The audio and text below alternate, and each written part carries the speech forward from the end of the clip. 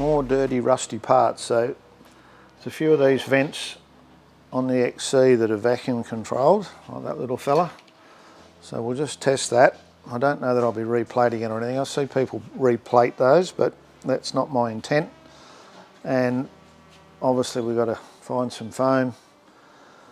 And then I'm going to disassemble that. We've done them before, but before we do, just going to give it a wash. Steve on the soapy water because we've got everything else done. It's Friday.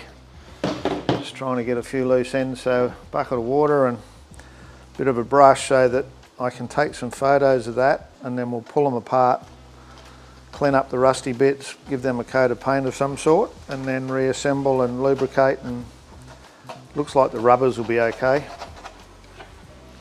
So it's a bit hard to see in there, but the rubbers, oh yeah, the rubbers don't look too bad, so we'll just get that out, disassemble it all, and which I've done before on some of the other cars we've done, and give it a coat of paint and put it back together. So the rubber on here is in really good nick, so we'll just give that a wash, and I want to get this all apart so I can clean all the rust off. Now the rubber is not glued on, it's just got a lip on it, and if you just carefully remove that, you can see there where the shaft is, the rubber needs to come off the other side. So I'm just going to pull that off, and then we'll take it in on the bench. And I just did the other side, and I'll show you what we've done with that. So it's carefully, because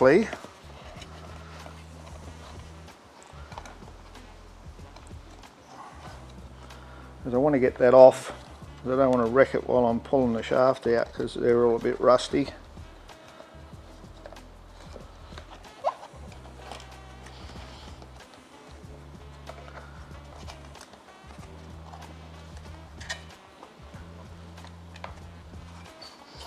Not really agreeing with me, I don't want to come off.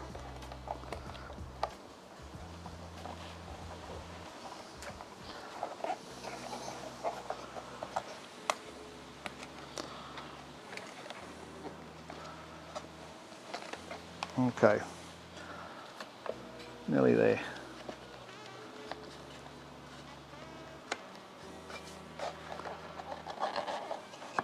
Quite often have people saying, oh, it'd be good if you could show us how you do things instead of just talking about it. Well, this is why, because a little 2-minute job can sometimes turn into 5. Next thing you know, we've got a 5-hour video.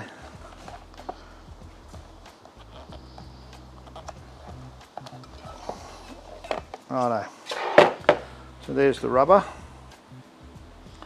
and that just slides over the little slot in there. So we'll give that a little clean up, and that can go back on. And now we'll turn the camera off and go inside and have a look. So the little clip there, the push-on clip, I bought some new ones the other day just off of eBay, and they're metric, but I checked one already and they fit. So I'm just going to make myself a little bit of room. I'm just going to cut this one off, a set of side cutters. If I can get them in there. Because they're spring steel and they're rusty, they don't take much to get off. Like that. So that gives me a bit of flexibility on that. Now, the one that we just did, what do I do with that, Steve? Take it out the back.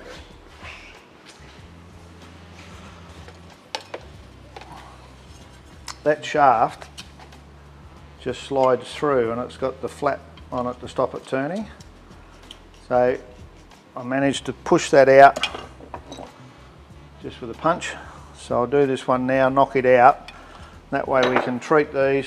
I'll give them a coat of paint, and then we'll be able to reassemble it. But it's interesting, this one looks like it's got some sort of coating on it, almost like a cavity wax or something.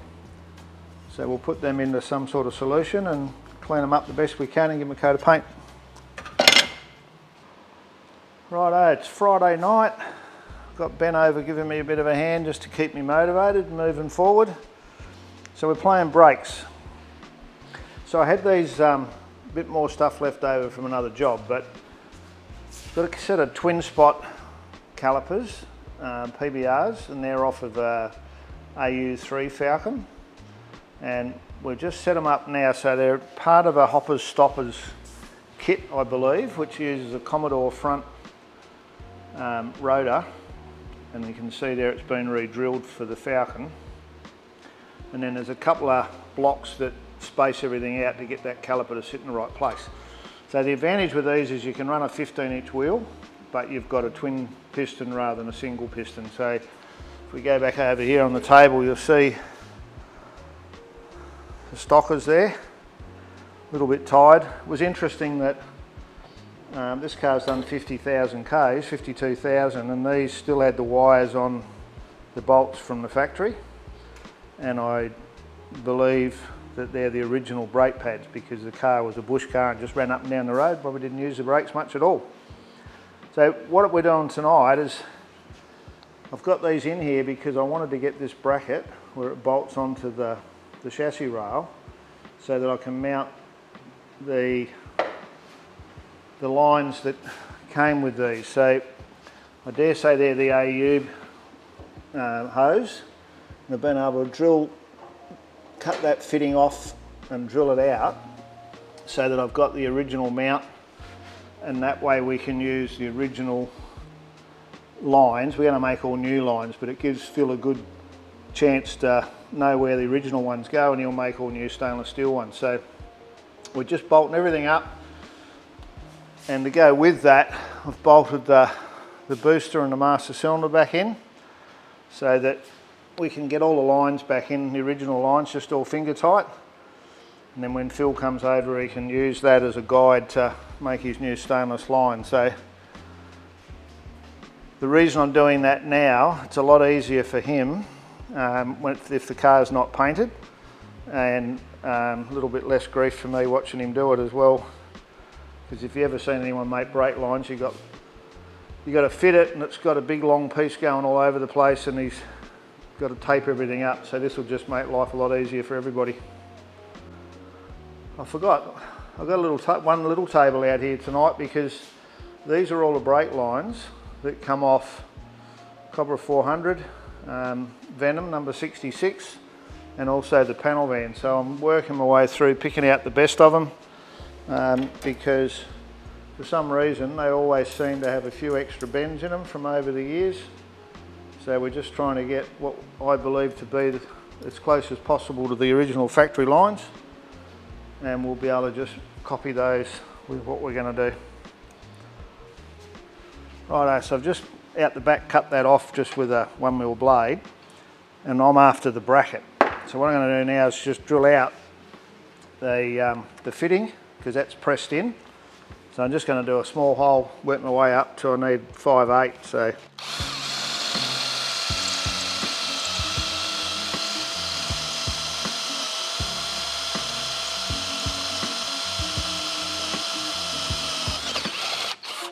it's pretty soft because it's a brake fitting, I imagine.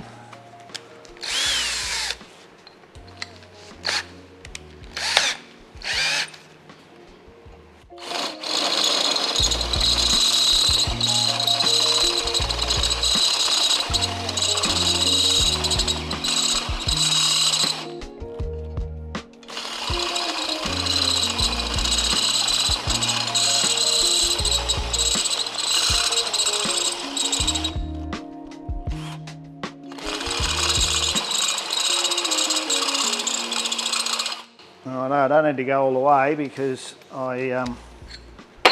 it'll fall out once I go with the next one. So this one's a step drill that's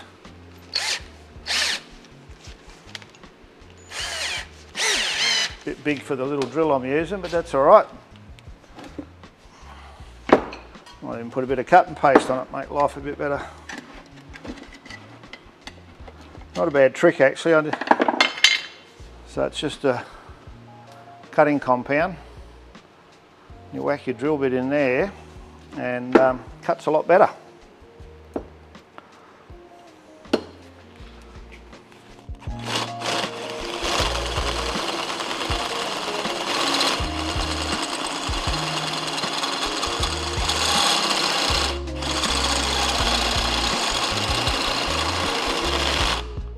There we go. And now I've just we'll go down into that bracket. And we're through. I'll give that a quick file up and it'll take the other fitting, which will be good. Righto, so I've got my hole and this is what we want to go onto. So that's going to go on and I'll have a clip. So I just need a light file there with a round file, and then that'll bolt back onto the original position like the other side. Righto, so I've got that to fit on there now, so that'll just go on, that'll go on the chassis in the original position. Just have a clip on it, actually be the other way around, but so that'll go that way around, like that, on the other side. So we'll get that together and then we'll run the back line and get it back in, because we've got on the rear with the Borg Warner diff,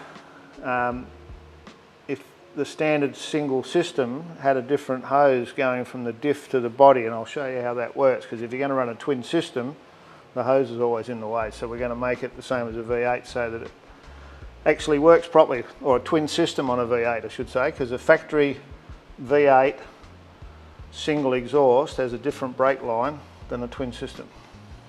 There you go.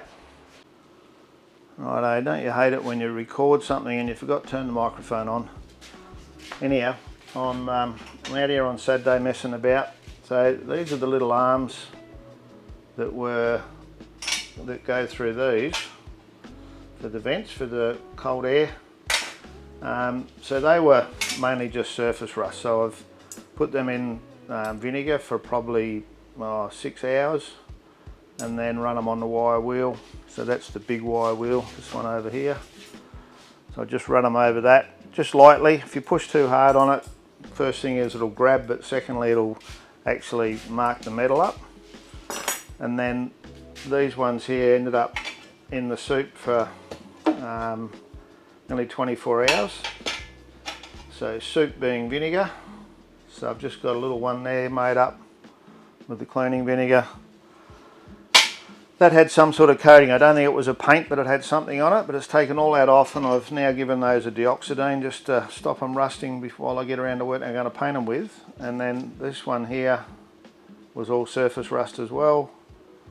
Once again vinegar, probably about 8 hours, and then deoxidine. Now this one's gold zinc, and I've just used the rust converter, so phosphoric acid, and it takes the gold off straight away, and you can see there it's starting to take all the zinc off. Now I'm doing that because I want to paint it, so I just need to get a nice clean surface, get rid of the rust that was on it, and now I'll give that a coat of paint, probably a silver or something, won't worry about the gold. And the same as these, they're very rusty on there, but rather than drill them out and then have to rivet them back on again, I've just given them a clean with some rust converter, and they'll just get a quick back mask and probably a pressure pack. So just chipping away.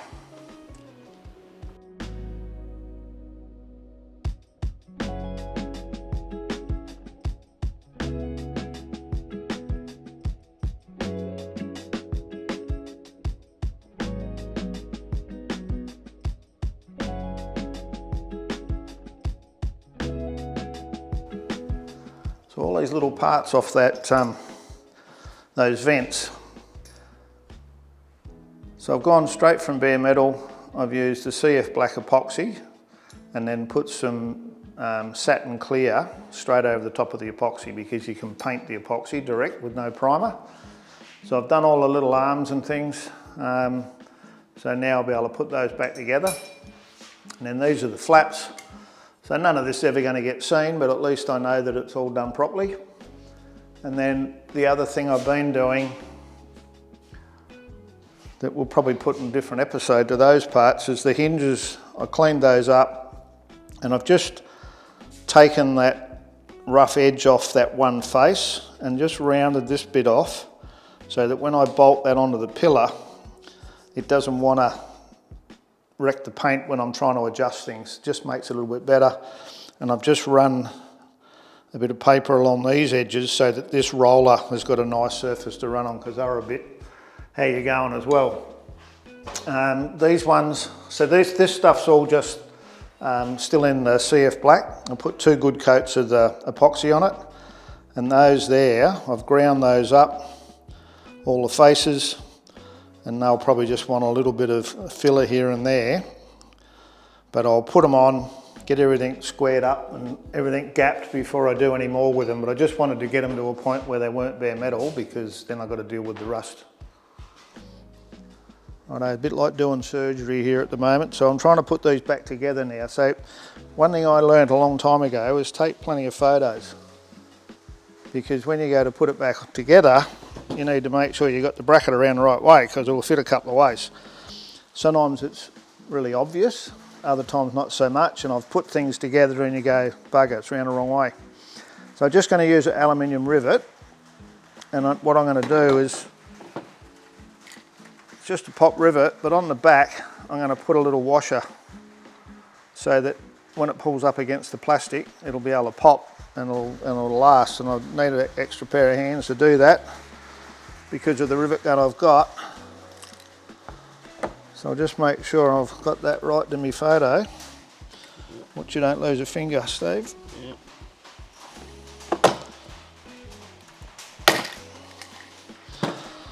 What we should have now is that on the inside. So that'll be as good as original. And I'll put the other one in there.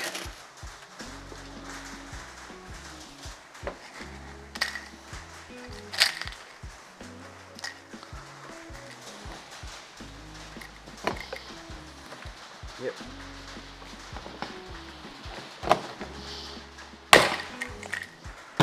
Righto, so now I can bolt that one back on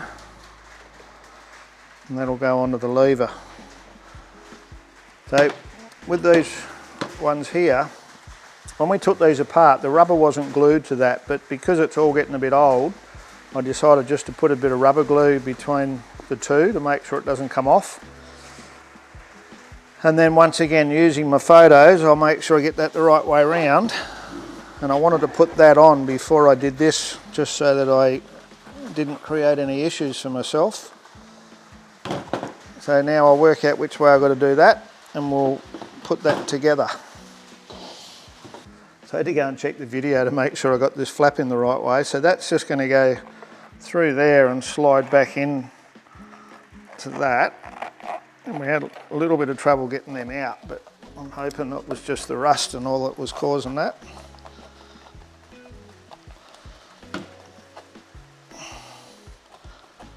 And there's a slot in there for that to go through as well. So I can't sort of twist that. Oh. I think we might have to go to the bench and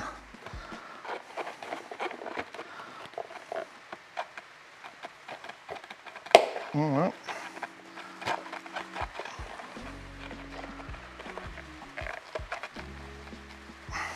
So now that flap is going to go into here. So I'll get a little rubber mallet, give that a tap on the bench.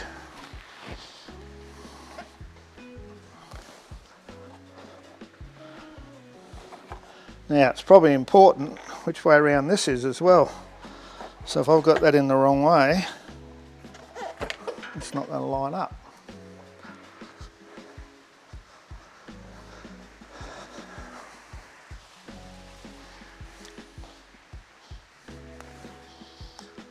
So even on the little jobs, you've got to be thinking all the time.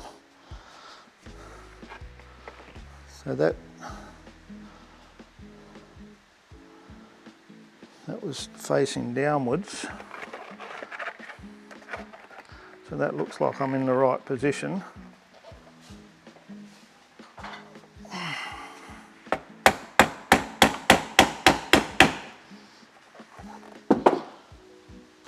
You see here now that that's going to come through there.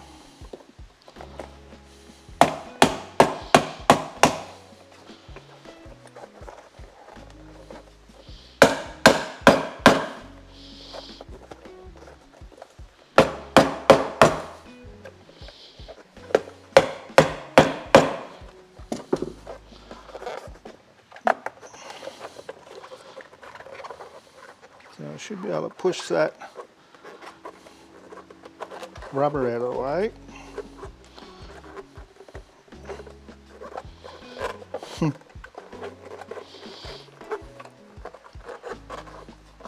It's all too clean and slippery.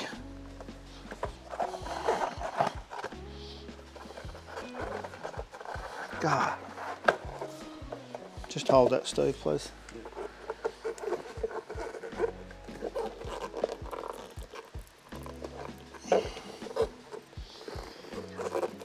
No, I need a bit more.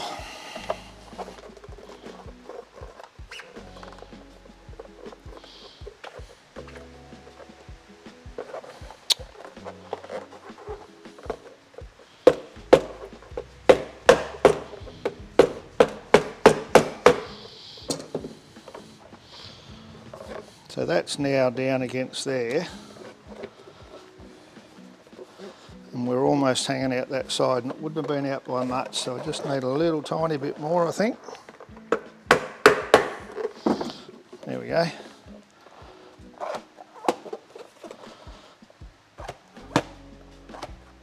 So that all looks to be about right, although it's not sealing, so I've got something. Oh, it seals that way, so that's probably the way it works. And it needs to be over a bit. I'm just checking whether that rivet's going to be too big, but it looks like it's going to seal fine.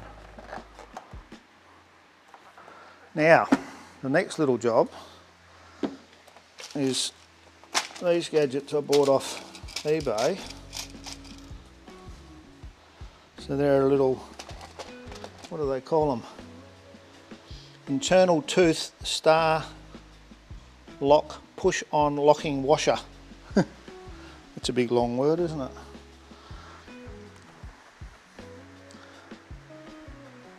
So if I put that on there,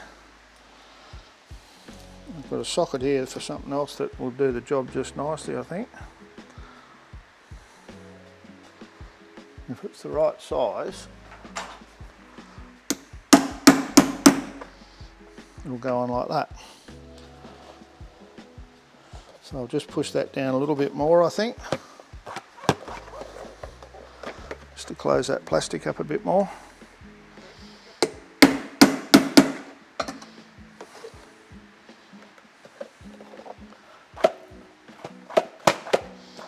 And now our little solenoid will go on there, and they'll hook up to there. Now this bit would normally be gold zinc, but I'm not overly fussed about whether it's gold zinc or not. And I'm just checking my photo now so that the curved face is on the outside. So that one just slides onto there. And I've already checked that this vacuum works. So that'll go on there like that. Now, yep, that's the right way around.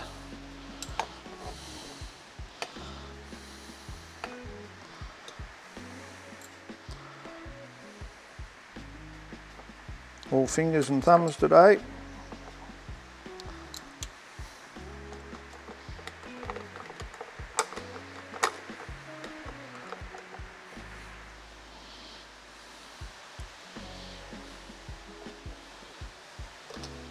So this one's a factory air car, so XC, and on the other side, if it was non-air, this wouldn't have the vacuum on it.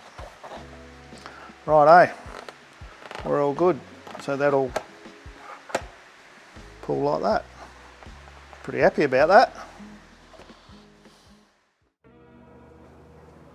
Righto, so I've dragged the engine back out of the games room or the trophy room, and I've just stuck that on the engine stand now, because what I'm going to do tonight, Friday night, Ben's come over, I'm just going to bolt some of these accessories and all on it, all the original stuff, because I need to make some decisions about exactly what we're running, and then send it all out, or if I'm painting it, paint it and do those sorts of things. So I'm going to do that. And then this week I got the tail shaft put back together and rebalanced, so that's another bit done because once I get the engine sorted out, I'm going to put it in the car, put the gearbox behind it, and then we can make sure everything fits. Righto, so I was saying we're doing this on the Friday night, so it's now a couple of days later. We've managed to work out how all that went back together, and this is all pretty much all original parts except for the rocker covers. This is the original alternator that I rebuilt probably 18 months ago, and I've put it together now because I'm trying to make a decision about what I want it to look like, the styling, and as you can tell it's going to be pretty much original, but I want to run the rocker covers which look a lot like what was on the Shelby Mustangs back in the late 60s, early 70s. And what I plan on doing now is that I want to run the wires over the top of the cover like original, but the issue I have is nowhere for the clip to go. So I'm going to grind off the Edelbrock, and I'm going to make up a little tin clip to hold this, and I'll tap a couple of holes in the cover and mount that, so this will mount on, because I'm going to run the original Motorcraft style leads. Once I do that, that'll get rid of that. They look a little bit plain. Now this is we had these on BOSSXC the first time round, and they've been pulled back off that, and we had some specially made the right size, but I'm thinking I can buy some more of these. I might put them there like that and machine down the face similar to this for that to fit. So that's where I'm thinking at the moment. Because the PCV on a tin rocker cover has a push-in setup for it to go on the cover, I'm actually going to run one of these, the same as the other side. I'll get another one of those, so we'll have matching either side. This will go up to the air cleaner as per original. So this is the original air cleaner. And then I'm looking at running just 2 short snorkels on that air cleaner. That's what I got in my head. Now that may change, but that's what I'm thinking. And then I've grabbed a couple of stickers that I had. That's the original 5.8, which I don't necessarily like. And then that one's, I think, an XW GT. So I'm going to look at having something Ford style, but I'm looking to make it more early 70s than late 70s appearance, and I may even chrome that top. So this will sit here now in the workshop for me to walk past and think about. I talked about previously the fan, and because Darren's here I was talking to him about it, and he said I've got one of those, so that's handy. So he bought that to go on his XB coupe, and he never used it, so I'm going to buy that off him and I'll put that on. Because I'm a strong believer in running the factory fans rather than the thermo. So that's where I'm up to with that. That sort of rounds out this episode. We've moved on now to start doing some panels, so that'll be in a couple of weeks' time, but we're right in the middle of that at the moment. We'll keep plugging away and keep bringing you what we can every fortnight if I'm not away filming somewhere else. So if you haven't subscribed, make sure you do, please. Just helps us to manage the channel and keep it all moving forward.